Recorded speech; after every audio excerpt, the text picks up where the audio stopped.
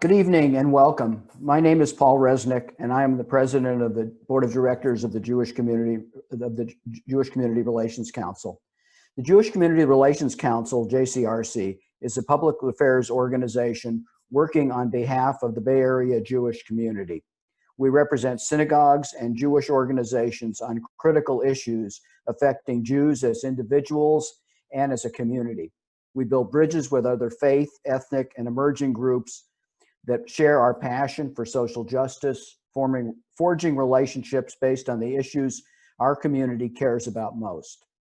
Today's program is part of JCRC's Democracy Initiative and JCRC's Yes on Propositions 15, 16, and 17 campaign.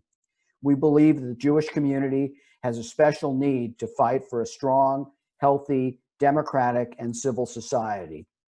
History has taught us, and today's heightened racism, xenophobia, and anti-Semitism are once again proving that the safety of our Jewish community and of all marginalized groups depends on robust democratic institutions and freedoms and strong relationships between religious, ethnic, and racial groups. It is my pleasure to hand it over to JCRC's Executive Director, Ty Gregory. But before I do that, a few housekeeping items. This session is being recorded and may be shown again or shared by JCRC. We will have about 10 minutes for Q&A with the audience after our discussion. If you have a question at any time, please feel free to click on the Q&A button at the bottom of your screen and write in your question. Our moderator for this evening, Jessica Trubowich, will be reading them aloud during the Q&A session. And now I'd like to turn it over to Ty. Thanks so much, Paul, for all of your leadership at JCRC. I'm also going to be Jessica Trubowich this evening. Unfortunately, Jessica is down with the flu, and we wish her well. So listen, normally we focus on a public policy agenda around legislation at the local and state level. But in light of COVID and in light of the many racial and economic injustices facing our country right now, we saw weighing in on these propositions as a unique and compelling opportunity to educate and elevate our Jewish values at this moment. So we have a consensus process that our assembly, our advisory body, representing over 50 synagogues, agencies across the Bay Area, approved. And so we launched our Recovery, Opportunity, and Democracy campaign over the summer in support of Props 15, 16, and 17. Over the past few weeks, we've invited leadership from each of the campaigns on these propositions to speak to our community on webinars to educate all of us. We've sent out slate cards to thousands of mailboxes, educating the community and encouraging their vote. We've placed op-eds, raised awareness, and continue to educate both our community internally and lend the Jewish community's voice to these important issues. And I would encourage all of you, if you're interested in phone banking with us, we have a great opportunity coming up. You can go to our website or email us, jcrc.org, to learn more about how you can get involved with the rest of this campaign. But tonight, we wanted to culminate these webinars, and we want to thank all of you for joining us and the many folks that will tune in later, hopefully before they send in their ballot. If you haven't, please send in your ballot. We want to talk about an interfaith lens to this conversation, and so we've invited some interfaith leaders to join us this evening to talk about Props 16 and 17 and why they're supporting it from their faith lens. As a reminder, Prop 16 increases opportunities for all Californians by allowing government institutions to implement affirmative action policies. And Prop 17 expands our democracy, not just protecting our democracy, by allowing individuals out on parole the right to vote in our elections. So it's now my pleasure to introduce our esteemed interfaith panelists. Welcome. Hala Hijazi is a government relations consultant and serves as a board member on the San Francisco Interfaith Council and is a commissioner on the San Francisco Human Rights Commission. Reverend Howard Lindsay, Associate Pastor at Social Justice Ministries, Grace Tabernacle Community Church, and serves as co-leader of the San Francisco Black Jewish Unity Group. Welcome. And Rabbi Jackie Mates-Muchin is the Senior Rabbi at Temple Sinai in Oakland. Thank you to the three of you so much for being here.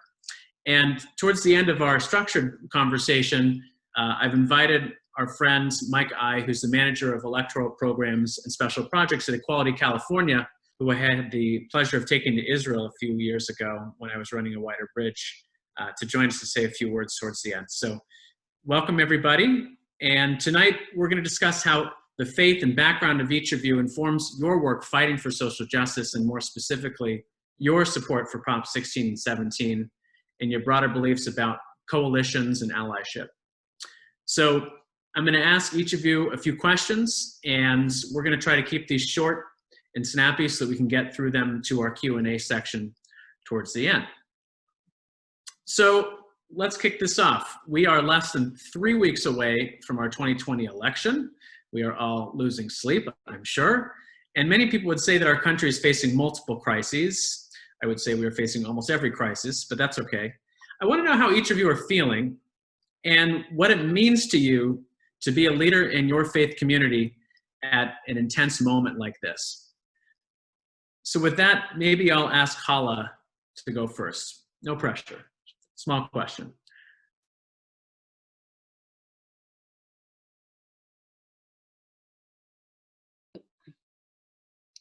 Greetings of peace and assalamu alaikum, brothers and sisters. I'm going to actually wear my interfaith hat on today, more so than my Human Rights Commission hat on. So just contextually, just a little background on the Islamic faith. As you know, the Islamic faith, shared by 1/4 of the world's population, has a profound tradition of social justice that is rooted in spirituality, seeing humankind as the custodians of this world, divinely entrusted with the duty to always stand on the side of the oppressed and speak truth to power. Whoever sees, and one of the things that I love about this is that when we're talking about Islam, we're talking about activism, we're talking about faith in action. The Prophet Muhammad ﷺ said, whoever witnesses something evil, let him change it with his hand. And if he's unable, then with his tongue. And if he's unable, then with his heart. But that is the weakest form of faith. Islam does not permit one to be a bystander to any form of injustice.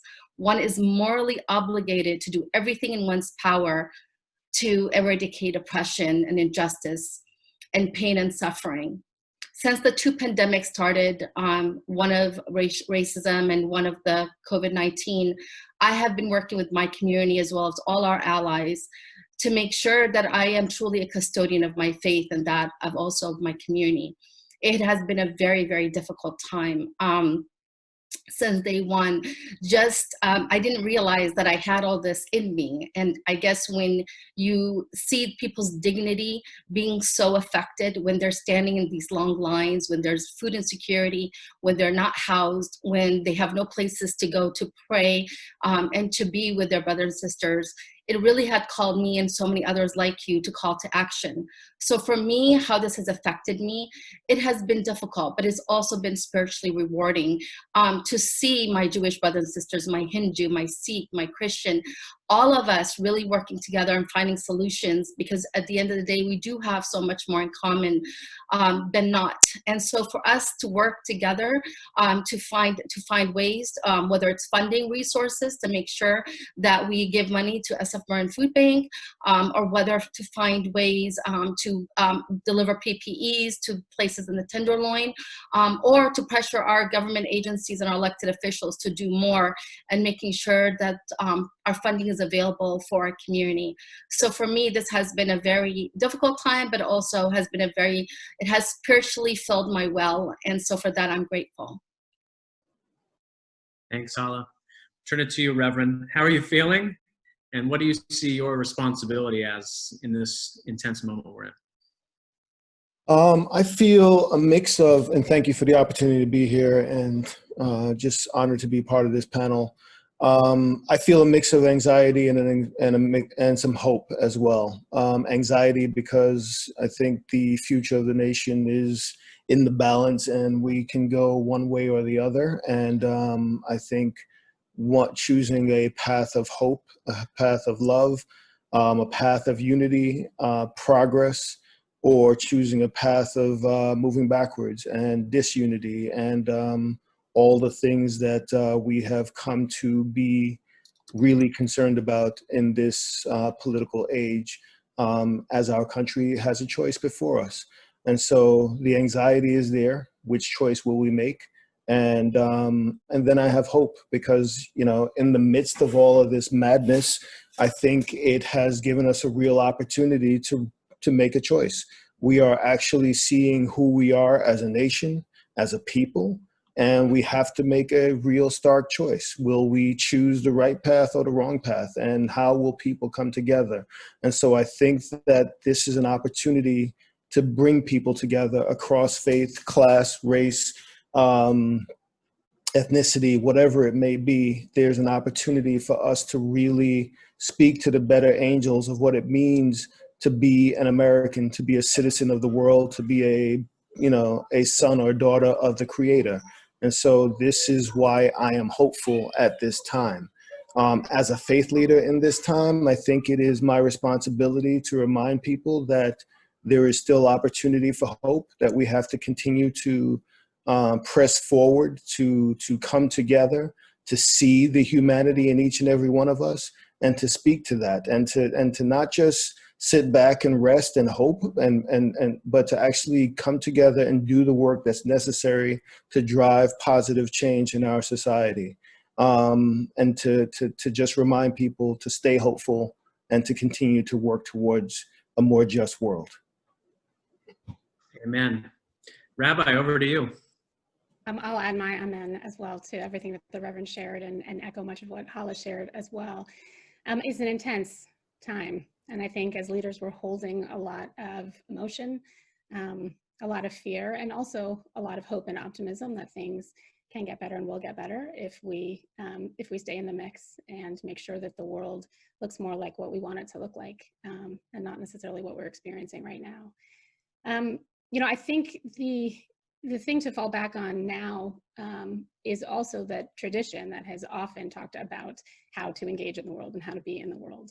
And Judaism, through its long history, has gone through many cycles and has a lot of teachings and historical events that have shown us that we can cope with what's difficult and we can move through it. And that if we keep a vision of the world that we want, then we can make it there, that we can move there. And I think that's what Judaism has always taught. That's what many of our religious traditions have always taught. I do think that with the lack of a lot of the usual kinds of distractions that we have in our world, I do think that message is feeling different now to people. It's meaning something different now than it might have, even a couple of years ago. And that inspires me. And as the Reverend said, that gives me a lot of hope too. Wonderful. So I want to take these words and I want to drill down now on how we connect faith to these specific propositions. And just another short reminder, Prop 16 would allow our government agencies to implement affirmative action policies, and Prop 17 would allow folks out on parole the right to vote, both squarely in the realm of racial justice. So I'm curious, as you think about these two propositions, how your faith informs your leadership and your support for these specific pieces of legislation. And maybe we'll go in the reverse order. So we'll go back to you, Rabbi. Thank you. So in the book of Deuteronomy, we are told, tzedek, tzedek tirdof, justice, justice, you shall pursue. And I think that the way that is given to us is really important. It doesn't even say establish justice, it says pursue justice, which I think is the command then to every generation, that we have to recognize the places that we are falling short and make sure that we try to move society one step further, that's our responsibility. And I think that when it helps in some ways also to have it in that form, because we know that it's not a surprise that there are things that are going to be wrong. We know to look for what's wrong and to try to move things forward in a way that's going to be positive. So that's what I keep having in my mind, this idea of tzedek, tzedek tirdof, justice, justice we shall pursue. And how can we work together to try to make things better tomorrow than it is today? Absolutely. Reverend?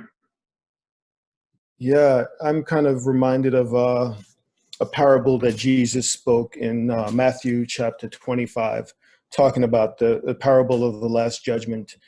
He puts the righteous ones on his right and the unrighteous ones on his left, the sheep on his right, the goats on his left. And the king says in the Last Judgment, come you who are blessed by my Father, inherit the kingdom prepared for you. For I was hungry and you fed me. I was thirsty and you gave me a drink. I was a stranger and you invited me into your home. I was naked and you gave me clothing. I was sick and you cared for me. I was in prison and you visited me. Then the righteous ones will say to the Lord, when did we ever see you hungry and feed you, and naked and clothe you? And the king will say, I tell you the truth. When you did it to one of the least of these, my brothers and sisters, you were doing it to me.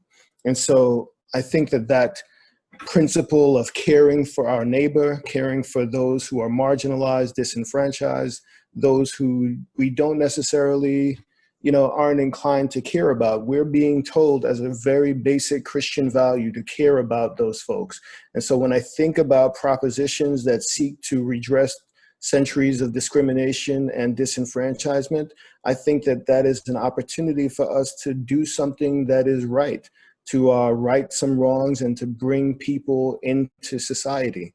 When I think about affirmative action, it seeks to level the playing field. When I think about expanding voting rights, how do we give voice to those who are on the margins of society? They have paid their debt, and they are coming back in. How do we support them so that we can make so that we can give them an opportunity to thrive rather than to lose opportunities to do so?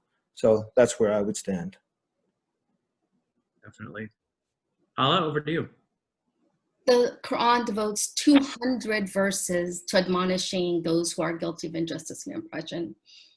And the most common term of the word justice in Arabic is adl, which means to be equal to, just, straight, and temperament.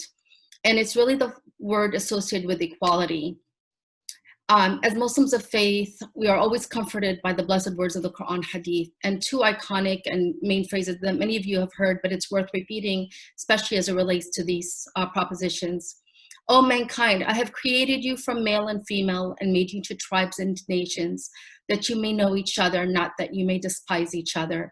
Indeed, the most noble of you in the sight of God is the most righteous of you. O people, your Lord is one, and your father Adam is one.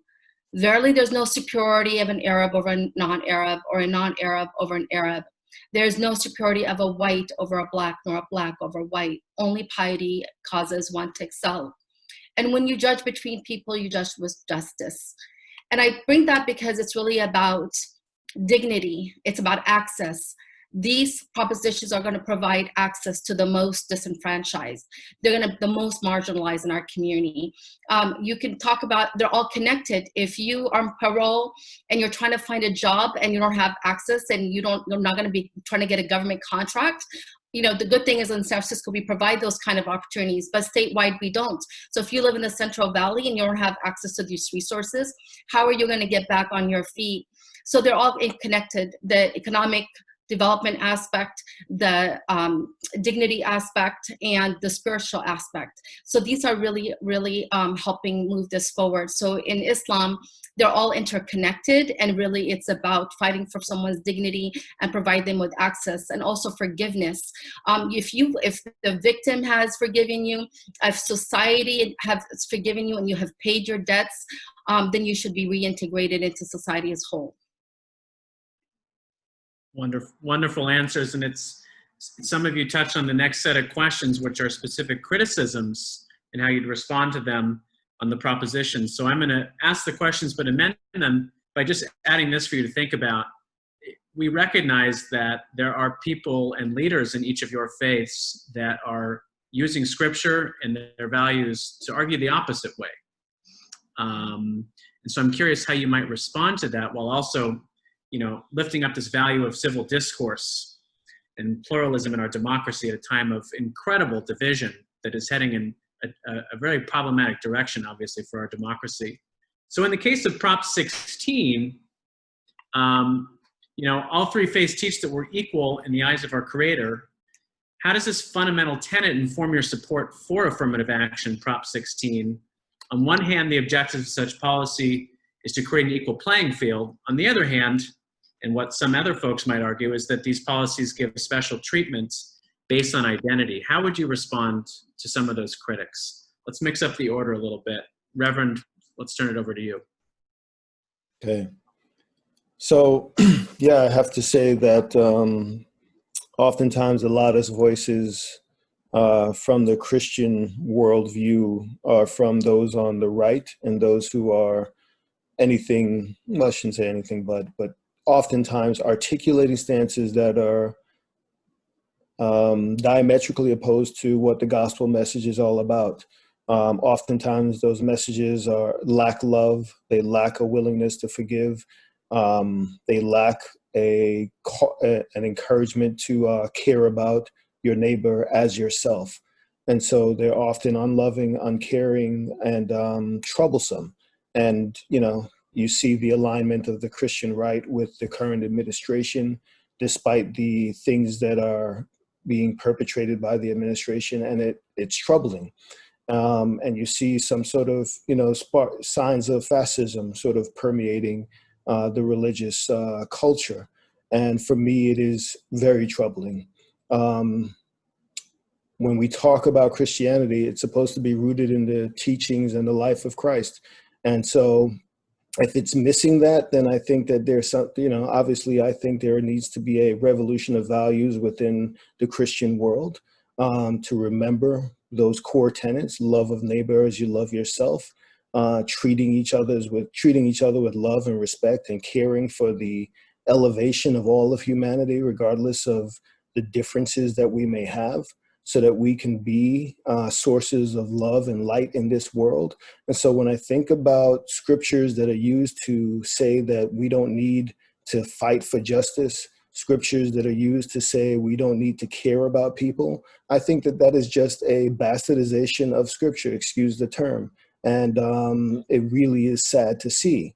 When I think about affirmative action, Prop 16 or Prop 17, I'm thinking about the opportunities to right wrongs. And if we refuse to address historic wrongs that have been compiled over centuries and have gone unaddressed in many respects, and just a country that doesn't necessarily seek to apologize for past injustices because of arrogance or because of an unwillingness to repent, then I think that is an issue. And so as we're leaving Yom Kippur, as we're thinking about the end of the year and thinking about this election period, it's really important for us to think about, from a spiritual, social perspective, how we can right those wrongs. And none of these propositions are perfect, but they're a step in the right direction. And I think it's important for us to take that perspective and try to live our faith out in the public square in a way that elevates humanity, especially those who are marginalized and disenfranchised. Sorry for the long answer. It's okay when it's a great one. Rabbi, how about you? So Ty, you asked a really hard question. The way that people can quote different parts of the text legitimately and have such vastly different perspectives on what that means. And it's something that I struggle with a lot too. None of us go to the text fresh. All of us go with some aspect of our own experience. And oftentimes what we seek to find in the text is something to support what our own experience is. And I think if we can try to sift through them, I find that some of the ideals, like being made in God's image, is something that is broad and is undefined. And I see some of the other laws and commands and episodes that are much more narrow, much more about a specific group, a specific people. And I have to believe that the latter is more specific to a particular generation that's applying their own understanding in a particular way and aren't the kind of eternal truths that we find in some of the other texts. And so when you say everyone is made in God's image, I think what we're called upon now is to recognize that we haven't been acting that way. And how can we shake ourselves into understanding what does it mean to be sacred? What does it mean to be made in God's image? What are the things that we see in ourselves that we deem sacred? And how can we make sure that we honor and support and uplift those in all people that we interact with, and all people that we meet, and all people in our society, those to whom we have responsibilities and also are responsible for in a lot of ways. So that's what I see in this is if we can take this exercise, actually, and it's a little bit more difficult to do in a time of COVID and people are wearing masks. But when you engage people, when you see people, look at them and say, made in the image of God, made in the image of God, and see how that reminds you and affects you of every person's sacredness.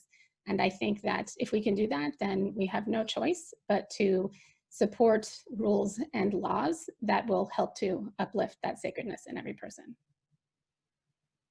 Thank you. Hala? I think they're both still related. This question is both for 16 and 17. There's a misconception for me as a Muslim, as an Arab, and who's considered white and have had, I'm a person of color, but I am seen in so many different places as white. I have a moral responsibility and a social responsibility to help my African-American brothers and sisters, my Latino brothers and sisters. There's a misconception of who are Muslims, right? A lot of people think Muslims are all Arabs. Well, we're not. The majority of Muslims are actually African-American. 30% of the enslaved Africans brought to America, 30% were Muslim. While Muslims make up just 1% of the US population, about 12% of federal prisons self-identify as Muslims. And Muslims comprise about 9% of state prisoners.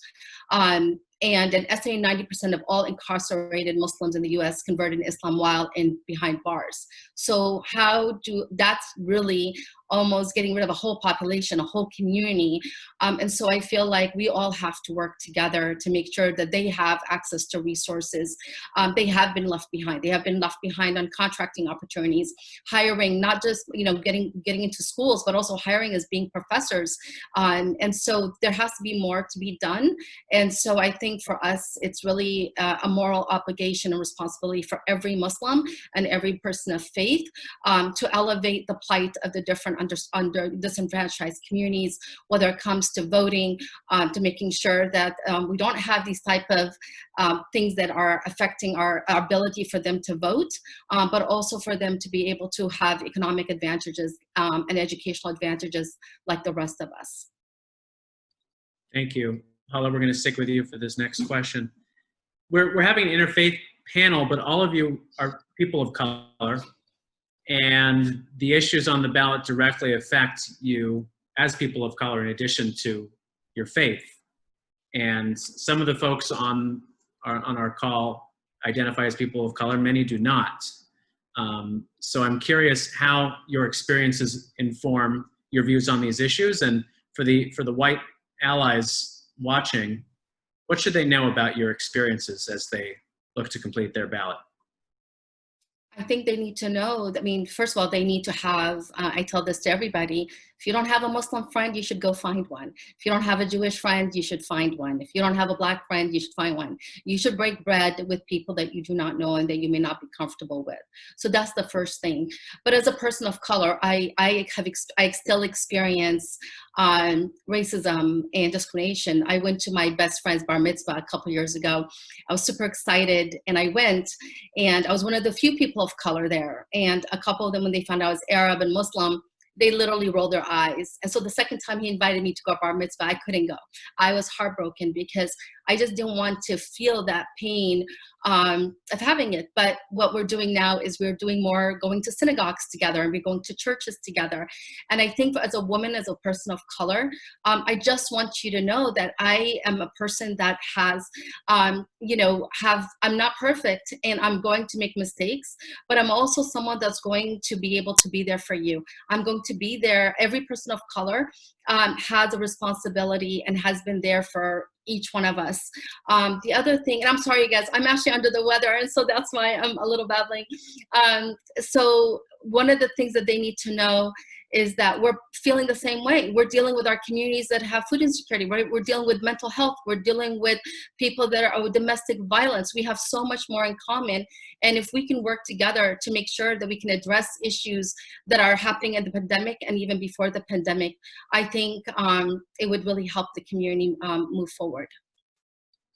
Thank you. And we all wish you refuah shlema as you recover. Rabbi, over to you.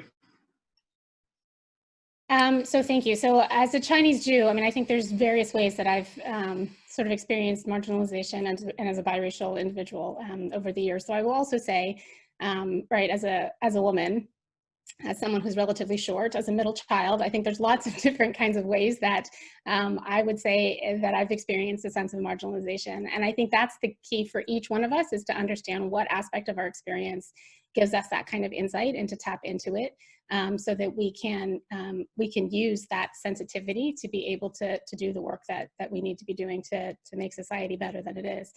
But I will also say, and this is not so much about your question as it just is the term that society uses, that the term people of color, I think, is problematic because it lumps us all together as the people who are not white. And within that group, there are vast differences in experiences. And as Hala was saying, for sure, there are definitely commonalities in our experiences of marginalization.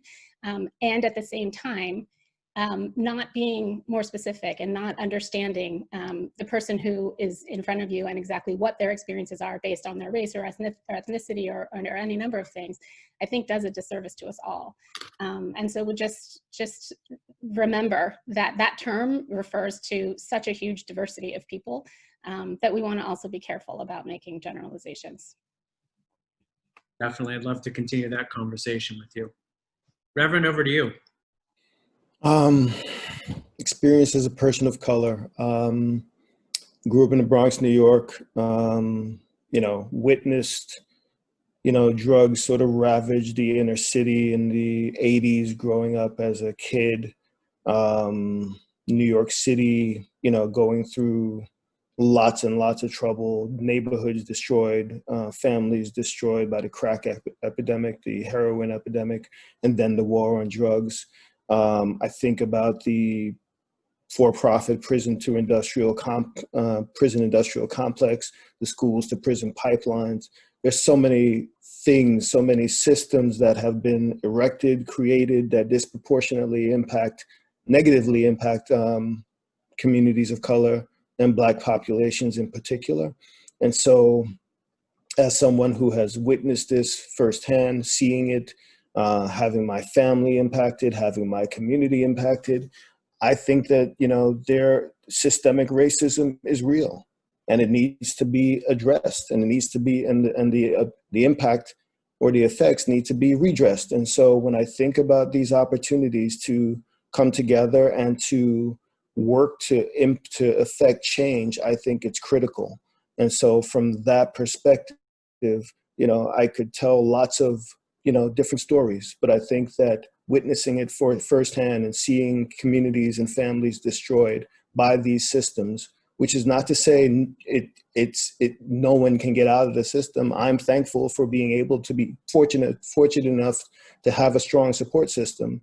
But for those who didn't, seeing them get lost in the system over the years is troubling. And so how do we begin to create a more just, more opportune,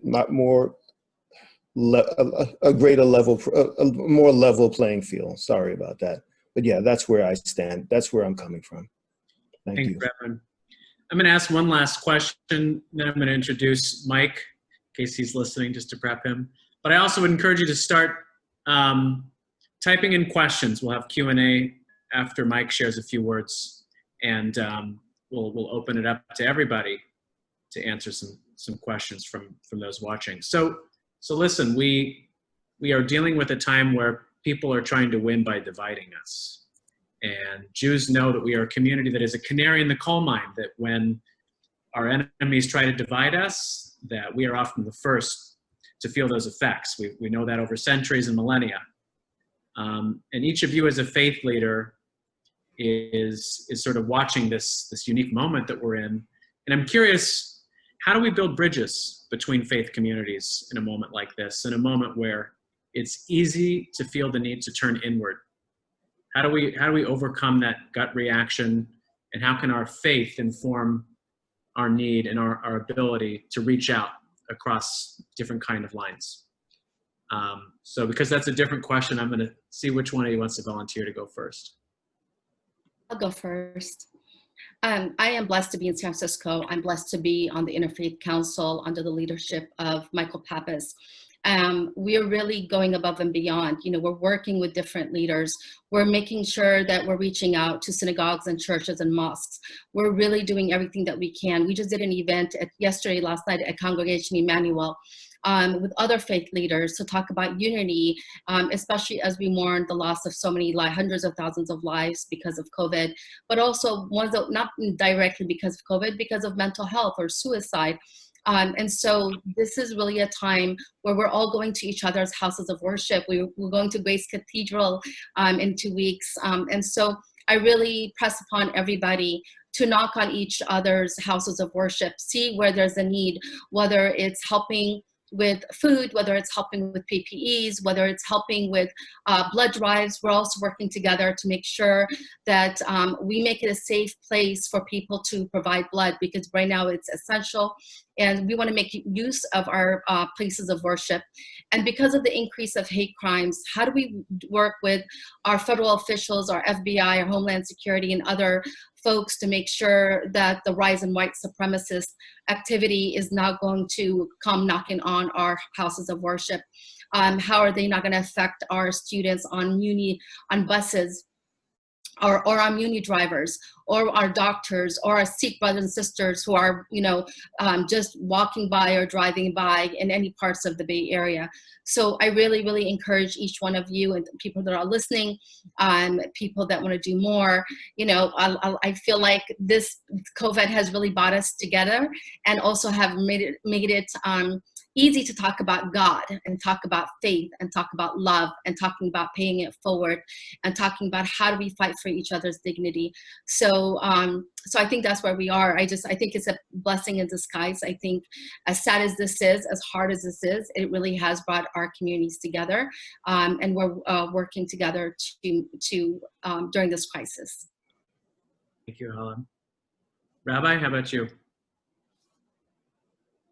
I want to appreciate what Hala said and echo a lot of what she was talking about. I think that most religious traditions at their core are about finding internal and external peace. And I think if we can all be in touch with that core focus, we can see how much we have in common about each of our visions about what the world that we want to be living in.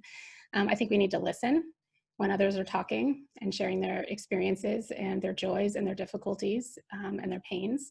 And I think we need to share of ourselves as well, to be able to allow people into our own understanding and our own perspectives.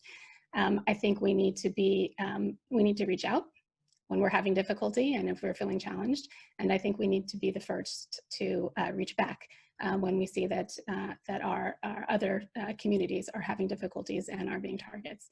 And I think that as we give each other always the benefit of any doubt that there may be, and recognize that each of us we're all trying to live lives of meaning and purpose. And the better that we can support each other through that, the better all of our situations will be. Thank you. Reverend, final word. James Baldwin says, one of my favorite quotes, "If the concept of God has any validity or any use, it can only make us larger, freer, and more loving. If God cannot do this, then it is time we got rid of him." And so our concept of God has to give us, encourage us, call us to reach out and to build bridges rather than walls. That concept, a true concept of God, in my opinion, brings people together to fight for common causes, to advance the general welfare, to hold this country to the ideals espoused in the Constitution and the Bill of Rights. We, the people, coming together to form a more perfect union, to establish justice, to ensure the general welfare. And so those are all sort of articles of faith, though they are in the public square and and definitely separated from, due to freedom of religion. But they are ideals that we all aspire to. They are ideals that give us faith in this country and our democracy, and cause us to go out and to vote each and every election year.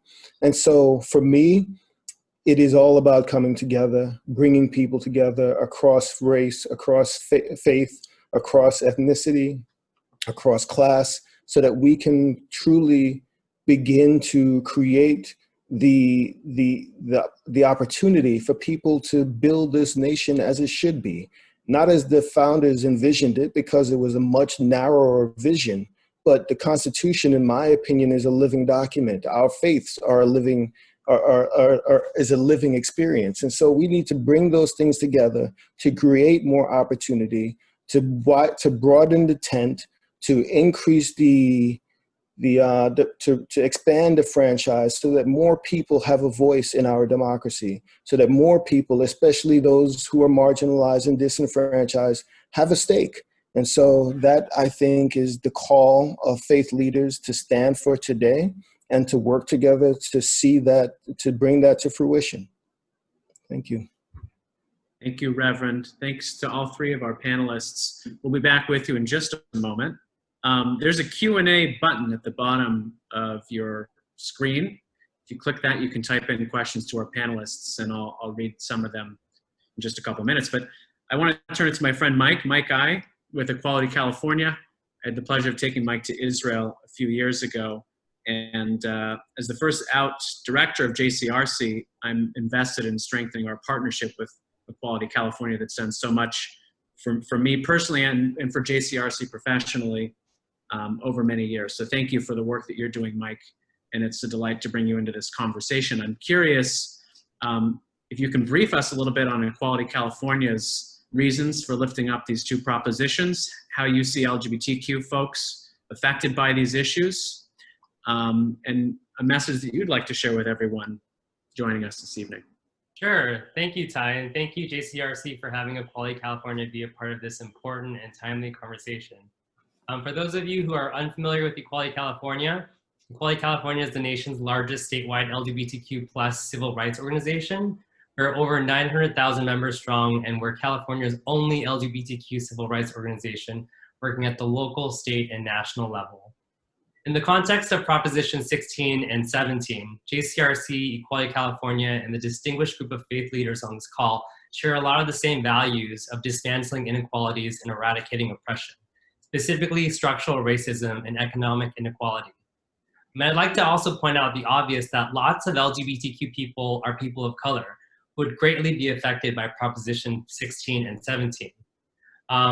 On Proposition 16, Equality California early on supported ACA 5, Assemblymember Shirley Weber's Opportunity for All bill, which allows Californians to vote for the repeal of Proposition 209, which eliminated affirmative action in 1996. Equality California is committed to racial justice and to encourage better representation of LGBTQ people of color. Affirmative action helps the LGBTQ community. We believe in giving everyone, regardless of race, sexual orientation, and gender identity, an equal shot at fair wages, good jobs, and quality schools. California is only one of 9 states that bans affirmative action as a tool to fight discrimination. In order to end the affirmative action ban and to expand opportunities for all, Equality California supports Proposition 16. On Proposition 17, the Voting Rights for People on Parole amendment, California is only one of a handful of states that denies the right to vote for people on parole, but allows people on probation to vote. Few people, including election administrators, understand the difference between probation and parole. The result is that eligible voters think that they cannot vote or refrain from voting out of fear that they may be breaking the law, a phenomenon known as de facto disenfranchisement.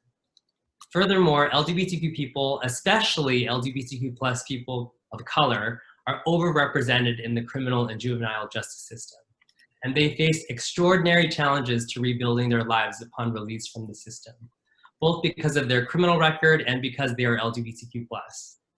In order to expand access to the fundamental right to vote and address systematic disparities in our criminal justice system, Equality California supports Proposition 17. And just kind of one quick word that I'd like to leave with you all. We really encourage you, I know Julie Stromberg, or Ellen Stromberg, put a question like, what can we do from here? And how do we move words to actions? What you can do is vote. Vote by mail, vote early, and vote by November 3rd.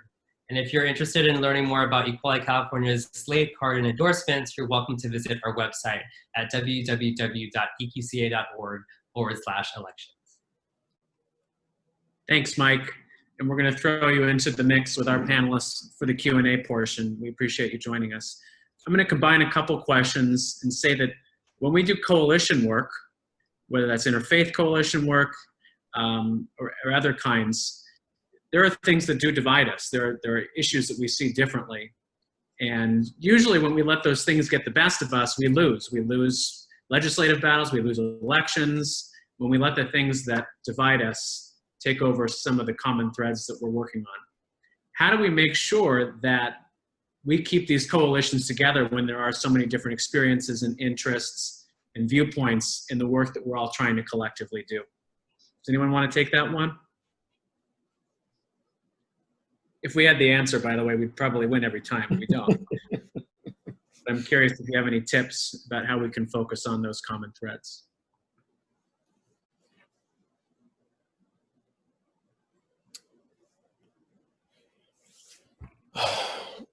I would say focusing on common threads. And there was a lot in the question, so I wasn't able to get it all. But I would say that coming to my experience in the Unity Group, San Francisco Black, Jewish, and Allies Unity Group, and bringing folks from different backgrounds together to fight for justice, really inspires me, really gives me increased faith, because when people come together across difference, but uniting for a common goal, recognizing that we are all in this together, and that efforts to separate and break groups apart are just sort of ways to weaken humanity and ways to weaken the citizenship. And I think when we come together, when we recognize the shared humanity, the shared interests, the common goals, then we're so much more powerful, so many more things that we can accomplish together. And so I think working across difference, finding common threads, especially in our different walks, because like it was said earlier, there's so much more that we have in common as folks of faith or not faith. But, I'd like to speak to that, because even those who don't necessarily express or espouse a faith, you're coming here fighting for justice. You're believing in the humanity in each and every human being. For me, that is an expression of faith, because instead of taking a cynical attitude that the world culture sort of imposes on us, you're sort of saying, okay, I see something bigger, I see something different. And so that to me is a testament of faith. And though you may not acknowledge that, it gives me common ground to work with folks like that, because we're coming together across difference, finding the common threads, and seeking to make positive change. Thanks, Reverend. Anyone else want to respond to that? Can you just repeat the question again, please? Coalitions are big. They're diverse. Sometimes we have internal disagreements. How do we keep the focus on the things we agree on to move the ball forward? Well, I think just also invitations, right? Inviting people and people accepting the invitation. Sometimes the difficult part is meeting someone halfway and knowing that you're going to have those difficult conversations, or you're going to have backlash because you attended an event or you spoke at someone's event. But just like the Reverend has says, I think we have way more in common. If we focus on what we have in common and how we can find solutions around those and how we deliver those solutions, and increasing the tent, we're going to disagree on a lot of things, but if we show with respect and with honor and dignity, with intentionality, that we're being honest brokers of peace and dialogue, I think people will build the coalitions, and I think they'll be sustainable. We can't just be around one issue or just around one pandemic. It has to be for the long haul. Definitely. And I'll hop in. I think that I completely agree. We all share a lot more than we're a lot more similar than we are different. And I think the times we live in today have really made our society incredibly polarized for a number of different reasons. This kind of culture of cancel culture and just writing up and off when the moment you hear something that you might not like. I really think that's dangerous for working in coalition, because there's so much more that we have in common. And if we can just learn to get past our differences and find ways to work together, I think that makes us stronger together. And we just have to be super intentional about it. And if we need to write a motto on our computer screens that we're all looking at so often, just to remind ourselves of what's at stake, I think we just need to keep it on the top of our minds all the time, what we're fighting for and why it's so important to make sure that we have friends and partners in that struggle. Good best practice, along with breathe. Breathe is a good word to put there too. The next question is about this left-wing, progressive, liberal, however you want to define a bubble that we live in the Bay Area. Mike, I guess you're in a semi-liberal one down in LA, so you can relate to this. But, and by the way, this does not preclude us from tackling problems in our own bubble. We still have racial and economic structural problems within our liberal bubble that we have to address. We can't get complacent. But we are often speaking within a bubble out here in the Bay Area or in the state of California, for Mike's sake. How do we have these conversations with folks in Kentucky and other parts of the country? How do we sort of take off this hat of this environment that we're living in and try to have dialogue and affect change outside of this place where too often it feels like there's consensus on issues that clearly there's not in our country? I'll take this one just because this happened last year. I was listening to the news. This is when it was Target or Walmart when there was a shooting. And one of the people said, nobody really cares about us. You know, they're Walmart, they're blue collar workers, and just the community also. And one of the guys is a Latino young man, a Latino older man, and his wife died. And he had and he puts it on Twitter. One of the Channel 5 News guys says, hey, he doesn't have anyone that's going to be at his wife's funeral. And at the end of the day, he was saying most people don't even care. So I booked a flight and I went to San Antonio. Because you have to show that you care. Because there shouldn't be no difference between Hala and San Francisco and how I'm going to hug Ty or Reverend Howard or Rabbi, how I'm going to hug them and love them and forgive them and tolerate them. And there's not going to be no difference in how we treat an older, poor Latino man that is going to be mourning the death of his wife by himself. So I showed up and I hugged him. And this liberal Hala hugged this man who I know nothing about, hugged him and told him that I'm praying for him and I'm praying for his family and I'm holding his wife in my heart. And I really think, I know it's corny, but I really think we need to do more of that. Whether it's getting on a bus, BART, on a plane, we really need to go across the country and show people that we're all Americans. And this blue Democrat or red Republican should not be dividing us, especially when it comes to life and death. So that's my 2 cents on it. Thank you, Hala. That was incredibly moving. Other thoughts on how we can? I would echo that. You know, the divides can be jarring at times, and you know, I just think there are opportunities to really reach across the aisle and to talk to people. And we're not always going to agree, but somehow, you know, we had this conversation last week through the Unity Group. We had a forum on racial and economic justice, answering the call to defend our democracy. And Matt Morrison from the Working for America group, which is an arm of the AFL-CIO, said, speak to the issue and not speak to the voter and not just simply look at the person as someone that you need to convert. Seeking to build a bridge, understand the person, share information, be respectful. We may not disagree, but at least have a conversation, be civil, be kind, and don't necessarily approach it from a place of judgment, but seek to build community. It's sometimes difficult because people will say things that will get us all upset, but I think that there's, once again, more opportunities. There's more that we have in common than we don't. And if we open up our hearts and really begin to listen and build those relationships, we can really bring about change in our society.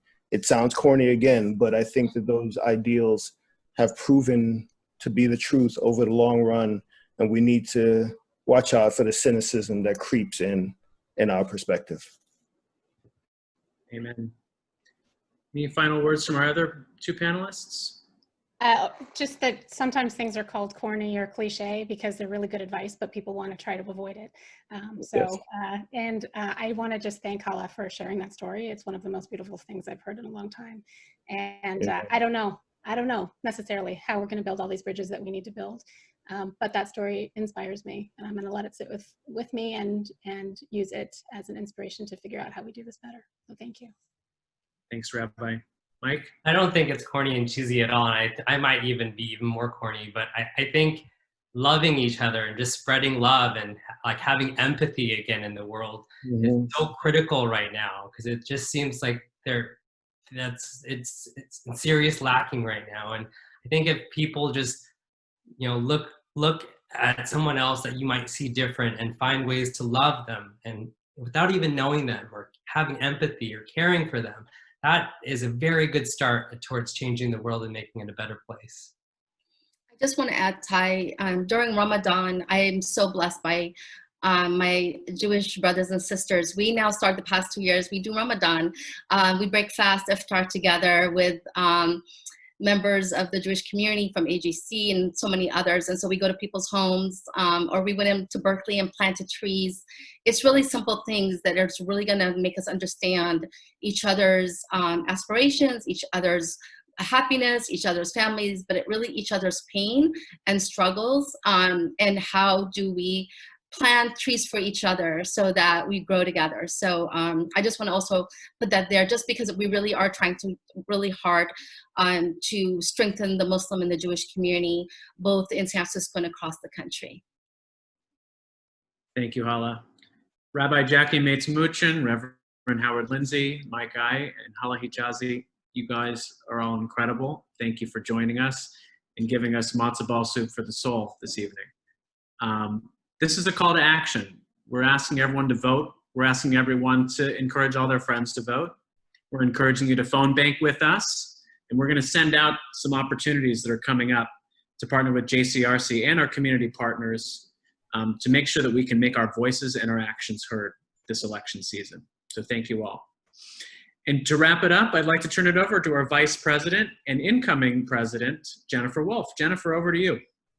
Thanks, Ty. I just really wanted to thank all of our panelists, Reverend Lindsay, Sister Hijazi, and Rabbi Mates-Muchin. I hope I got your names okay.